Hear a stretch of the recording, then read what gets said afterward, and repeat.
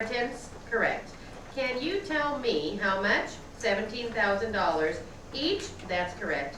He got $17,000 and you got $17,000, correct. And you used that $17,000 or part of that to make a down payment on Cherry Valley, that's correct. Is that right? How much did you pay for that Cherry Valley property?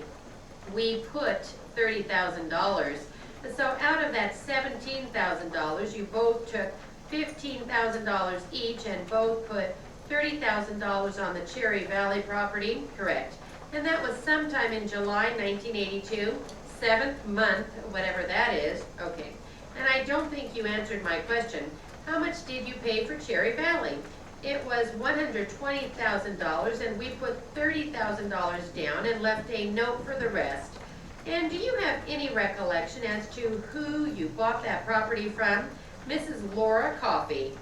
Did you deal with her directly? Yes, we did. She was a real estate broker at the time living in the house. And when you purchased that property, your brother and yourself, how was the interest in that property to be determined? Well, we both had an equal share. He had 50%, that's right. You had 50%. Did you execute any type of special grant, deed, joint tenants in common? I don't recall.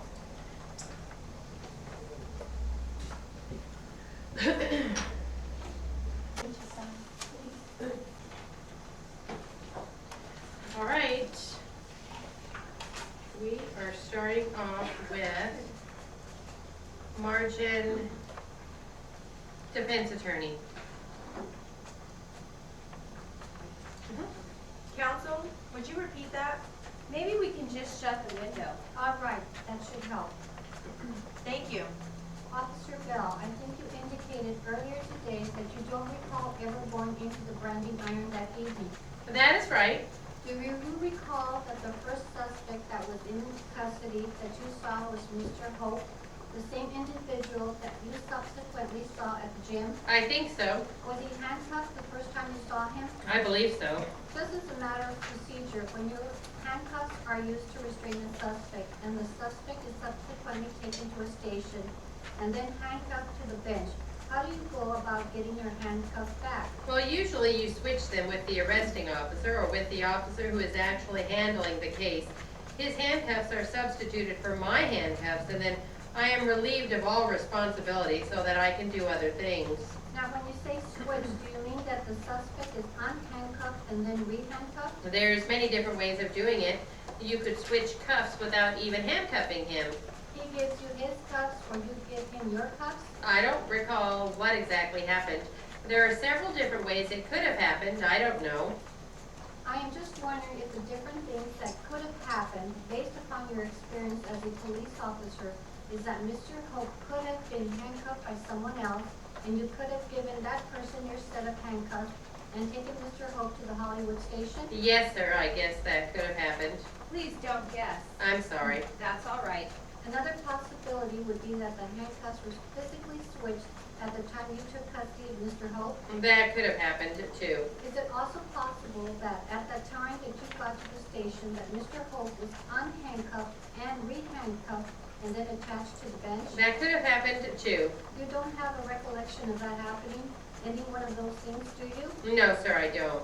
Do you know what a daily field activities report is? Yes, I do. Do you recall filling one out with respect to this incident? I'm sure that I completed one. I don't recall actually doing it though. Do you recall how Mr. Hope was dressed? No, I don't remember. Okay, do you recall the first time that you saw Mr. Hope at Star Gym? Yes, sir, I do. When was that? I don't remember a specific date. Was it within a few weeks of the incident itself? I really don't know. Do you recall what time of the day this occurred? I really can't say. I know it was in the daytime. I don't know if it was afternoon or morning. Now, the Star Gym you are referring to was at 1460 North Avenue in Panorama City? What was the name of that street? I'm sorry, North Avenue in Panorama City. That sounds right. Thank you. Did you ask Mr. Hope during the first time that you saw him at the gym whether or not he recognized you? No, I don't believe so. I believe it was pretty apparent. I remember walking in, and if I recall correctly, I believe he was right as you enter the door. There was some stationary bikes there. I believe he was on one of the stationary bikes. There was no other way to go. I had to walk straight past him. All right? He was immediately just staring at me as soon as I walked in the place. I felt him, leering at me pretty strongly. I could tell that he knew who I was. He was looking directly at me. I don't know if he was trying to scare me or what, but I got the point. I move to strike everything after the word no as non-responsive. Very well. This was the first time you are describing the first time you saw him at Star Gym? Yes, but the other times were just about the same thing. When was the second time in terms of the first time? How long after the first time did you see him the second time? I don't know. It could have been a week. It could have been the next day. I don't know. But it was within 2 weeks? I believe so, yes. And what happened on that occasion? The same kind of thing. I just tried to walk by him. He was on a bike? He was on one of those bikes, yes, staring at me. I believe he was trying to scare me or something. You are speculating now? Yes, I am. Please don't speculate. All right. What led you to believe that he was trying to scare you? Well, he's a big man. He's much bigger than I am. I see. I had to walk by him, giving a person a mean, menacing look. And having the knowledge that he was not too happy with me, I just decided I would be better off not going there anymore. I felt like I would have to watch over my shoulder every time I went to the gym. So I decided not to go there anymore. When did you find out that he wasn't happy with what had happened on the night of the 10th? As I seem to recall the incident, the man was drunk and upset. He wasn't too happy with us. I don't recall him being friendly in any way with me or anything else. He was upset. He was mad. So your information that he wasn't happy with what occurred was predicated on what you observed that evening, the evening of the 10th? Are you limiting it to that or the assumption that all arrestees are happy to be taken into custody? I am not making any assumptions, counsel. Let me ask you, strike that. Was your impression that he wasn't too happy with what occurred on the 9th and the 10th based solely upon what you saw of him and what you heard from him that evening? I don't think that's fair to say. There was probably a lot of other things that made me feel that way. That's what I wanted to get into. If there were things other than what occurred on the evening of his being taken into custody, I would like to know what they are that led you to believe that he wasn't too happy with what had occurred. Okay. What are they? One of the main things is that as soon as I walked into the place, I could feel this menacing type of presence, like a guy wanting to kick my butt. You felt that way? I felt that, yes. And have you ever felt that way in front of a large group of people? No, not really. So it was, Well, maybe. Wait a minute. I believe the witness was beginning to respond beyond no. I have had large people want to kick my butt before, sure. how do you know that they wanted to kick your butt before?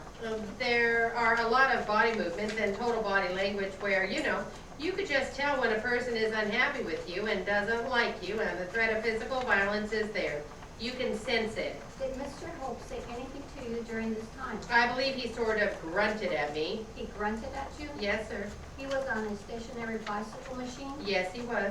Was that one of those programmable machines? I don't know what kind of bike it is, sir. It is your gym. No, it is not his gym. It is Mr. Starr's gym.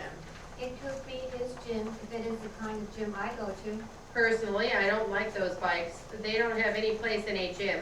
They are not for weightlifting. I don't see why they should be in a weightlifting gym. I hate them. How many bikes are along that wall? I don't know. More than 2? I don't know. Was he using the bike at the time that you saw him? Yes, he was seated on the bike, like I said. Was he pedaling? I don't remember. You don't remember one way or the other? He could have stopped. He could have been pedaling. I seem to recall him using the bike, so he was probably pedaling. And so you recall him grunting and staring at you with a menacing look, That's right. which you recognize as being menacing, correct? From your experiences in dealing with people in the past? That's correct. And you don't recall anything else happening that gave you the impression that he was going to try to kick your butt? Well, being in a gym that size, one room kind of atmosphere there is no real way of escaping a person leering at you. If every time you feel someone is leering at you and you look up and the person is staring at you, it kind of gives you an indication that they are thinking about you in some way. how many times did you look up and see him staring at you the first time you saw him there? Just lots of times. I can't put a number on it, sir. It appeared that way to me every time I looked up throughout the entire hour. So you were in there for an hour workout. More or less, yes. So I take it then you went through a number of the stations. Stations? Do you know what a weightlifting station is? No, I don't go to those kind of gyms. So now, Perhaps you can enlighten us, counsel. Them freaky West Side gyms. I don't know. you go to the ones in North Hollywood, isn't that correct? He didn't say that. Star Gym is in North Hollywood, isn't that correct? It was. Do they have free hanging, what do they call those things? We call that free weights. And what equipment were you using that day?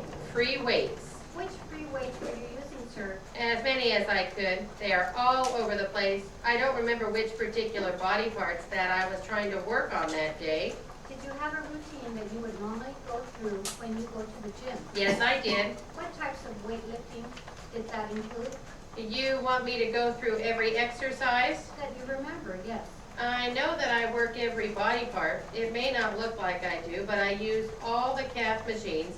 I use a seated calf machine, which may be on one side of the gym, a standing calf machine, which is probably on the other side of the gym, and I do donkey calf races, which is on another side of the gym. So it's hard for me to pinpoint specifically where I was at a certain time. I don't know. What machine was closest to the bikes? There is no machines in the gym.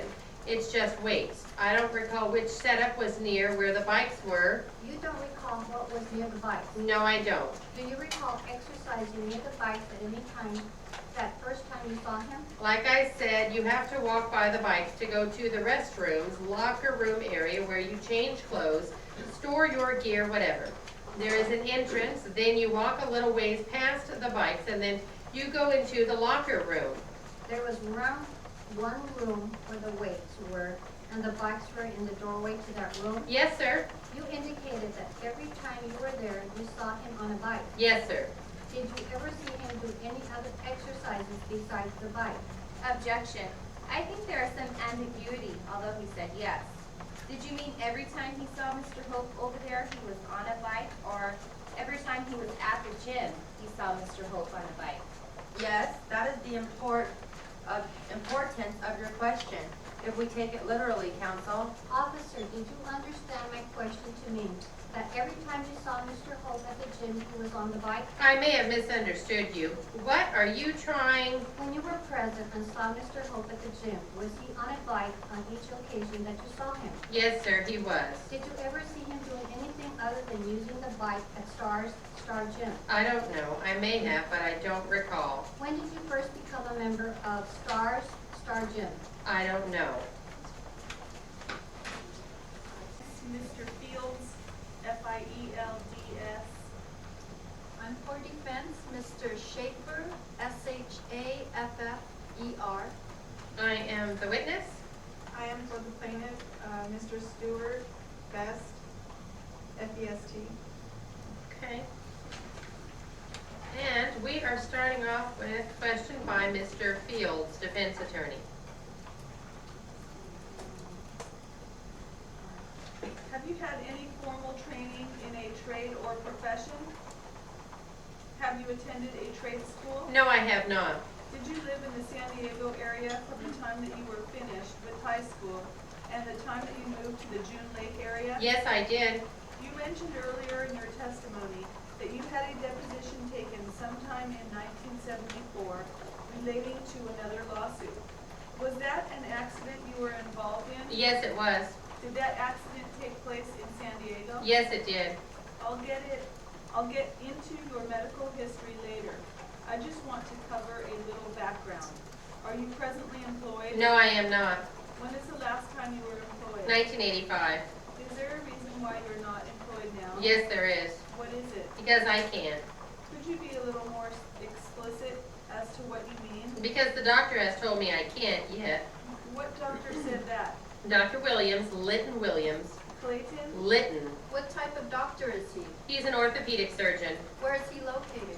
Inglewood, In January of 1985, where were you employed? the Heidelberg Inn. When were you hired at the Heidelberg Inn? A approximately October of '84. What was your position there? Escrow secretary, Who hired you? Pridge McDougal. Could you spell that for us, please? MacDougall. Bridge? Pridge. What were your responsibilities as an escrow secretary while working at the Heidelberg Inn? Job description? My job description? Yes. My job description was to type documents and do filing and any and all activities dealing with the documents for the sale of a timeshare week. Who was your supervisor? Pridge McDougal. What was her title? Escrow officer. Who was her boss? I have no idea. Who is Mike Brown? He was office manager for the agents. Who was the agent? Agents. Who were the agents? I don't recall all of the names. I think he's looking for the name of the company, or am I mistaken? Was Mike Brown working in the same office as you? Under the same roof.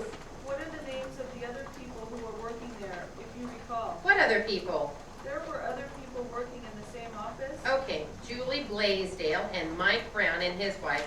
I do not recall her first name, and the others would come and go as fast as the front door could open and close. I could not tell you. I did not, wasn't my job. Was there a lady by the name of Connie working in your office? No, there was not. Joey? Joey, yes, there was a Joey there. Joey was a she? Right, Joey was a she. Who was Joey? She was an office girl. Could her last name have been Martinez, do you recall? It's possible, I don't recall. She was an office girl. What were her responsibilities? I don't know what her responsibilities were. How well did you know her? Not very well. You listed in your responses to interrogatories a woman by the name of Connie who may have had personal knowledge as to the condition of the area where you had fallen. Correct. Who is the Connie that you were referring to? Well, the Connie I was referring to is the Connie who worked in housekeeping. She was the head of housekeeping. Who did she work for? Brick Row Property Management. You have to give the best answer that you know. To my knowledge, it was Brick Row Property Management. Was anyone from Brick Row Property Management who specifically worked for Brick Row Property Management sharing office space with people in your office? Not to my knowledge. Was there anyone that you could report to if there was a problem on the property at the Heidelberg Inn that was from Brick Row Property Management while you were working for? Was there anybody that I could report to? Correct. Yes. Who? Connie. Anyone else? Anyone with managerial responsibility? Mike Brown, I would imagine. Those are the only ones that I know that. What were Mike Brown's responsibilities as far as your understanding? I have no idea what his responsibilities were, quite honestly. But any problems that were related to the Heidelberg Inn would have been addressed to Mike Brown, as far as you know? I don't understand your question. If there was a problem there Regarding, regarding cleaning or something that wasn't taken care of, maintenance or something of that nature, would it be reported to Mike Brown for him to take care of the problem? no, it would not. Who would it be reported to? Connie, Who was Connie employed by as far as you know? Brick Row Property Management. What were Connie's responsibilities as far as you know? I don't know what her responsibilities are. Then how? Housekeeping Housekeeping inside the units at Heidelberg, in general, housekeeping in general, maintenance, cleaning up rooms, yes, things of that nature? yes. Did she take care of the exterior portion of the building at all? Did she? As far as you know? As far as I know, yes. She shoveled snow off the walks and things like that? No, she did not. Who did, as far as you know? The boys that worked for her, They worked for Connie exclusively? as far as I knew, yes. Who was Marilyn or Amerlin? Amerland? Yes. Who was it? It was, Amerland was the company who rejuvenated the Heidelberg Inn. The developer? Restored it, yes, they redid it and pushed it on. Did they work out of your office? Not really, Do you know whether Mike Brown had anything to do with Amerland? not to my knowledge, I don't know. What was the status? Maybe this is overly broad. I want to get a clear understanding. If you know, what was the status of the timeshare ownership at the time that you were working in the office as a secretary for the escrow officer? How much was actually sold and how much was yet to be transferred? I believe that we were just over 50%. Who was in charge at your office for the management and selling of the timeshares? Mike Brown. What was the procedure or format? for selling a timeshare for someone who arrived there? What process would be used to show a place to be purchased for a timeshare, if you can recall? Could I blatantly inquire as to what possible relevance it has with this case? Well, Are you just trying to get an overall understanding of what it was? I want to know what the process of how a unit would be shown, by whom. Well, I personally had nothing to do with that. I really didn't. I never went on a tour. I never went through one of the hard sell deals. All right. I never did any of that. I was the end of the line. I was the real stuff. I was the signature and the money. And I never experienced or dealt with the sale part of it. That's a good answer. That's basically what I'm trying to get. How often would there be a showing and a closing as a result, since you were the one handling the paperwork? How often? Yes. Let's say on a daily basis. On a weekday, daily basis, it was very sporadic. On weekdays, it would be 1 to 5 A day? a day, depending on the season activity, weather-wise. On a weekend, it could be 5 to 15 a day. Now, are you referring to people who are shown the property or people who are actually purchasing timeshares? Both. Not all would buy that were shown, and you know, on a rare occasion, not all of them looked that bought. This accident occurred when, do you recall? On January 7th, Do you recall whether that was a weekday, weekend? a Monday. Was Mike Brown active in showing and selling units in the beginning of January of 1985, if you recall? Was he active? Yes. Was it a busy time of the season to get prospective purchasers for timeshares? Yes. So you had quite a few people coming in at that time? Yes, we did. Looking at units? Yes, we did. Approximately around the beginning of January on the average, how many people would you estimate were going through the Heidelberg Inn at that time, looking at units as prospective purchasers? I have no idea who were prospective purchasers. How many closings do you recall came through your office? I don't recall exactly how many there were. Can you give me an estimate? I could give you an estimate of, in what time frame first? Beginning of January, end of December of 84 to 85, right in that time period, within that week to 10-day period. Okay, I can give you an estimate of, in a 10-day period, I would say 4 to 7 set of documents were done. Is that above average? Average? No, it was just average. Did you work weekends? Yes, I did. Saturdays and Sundays? Yes. What were your hours? Hours were 7 a.m. to approximately 11:30 a.m. and from 4:30 to 5 p.m. to approximately 9 to 11, right in there. PM? p.m. Were you paid hourly? Yes, I was. What were you paid on an hourly basis? $6.75 an hour. How many days a week did you work during that time? 7. Prior to the accident occurring, while you were working for the Heidelberg Inn, did you have any problems or difficulties getting along with people in the office where you were working? No. You got along with everybody fine? Yes. No arguments or anything? No. Approximately what time did the accident occur? 5:30, 6 o'clock p.m. That was during a period of time that you were working? Yes. Where are the offices that you were working in located? The front of the building. What employees were actually there during that time prior to the accident occurring, if any?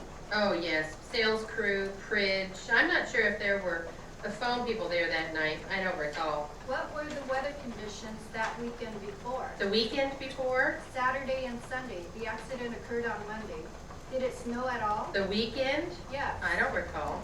What about that week before? Do you recall? I don't recall. Did it snow on the Monday of the accident? Yes, it did. How much did it snow? Can you give me somewhat of an impression of what it was like? About approximately, I always hate to tell people how much it snowed.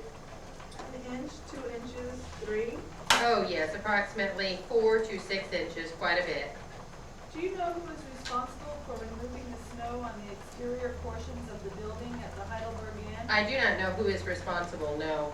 You have a break between the period of 11:30 a.m. and 4:30 p.m.? Yes, I do. What do you usually do with your time? Go to work. I went to work. You have a break during that time, 11:30 a.m. to 4:30 p.m., according to what you said, according to what your hours were. Yes, split shift.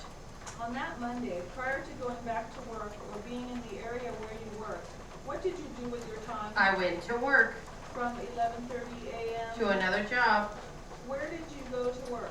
Ernie's, Ernie's? Tackle and Ski. What time did you start at Ernie's? I would start there when I finished at the Heidelberg Inn. It would vary between 11 and 12 o'clock Where were they located? across the street.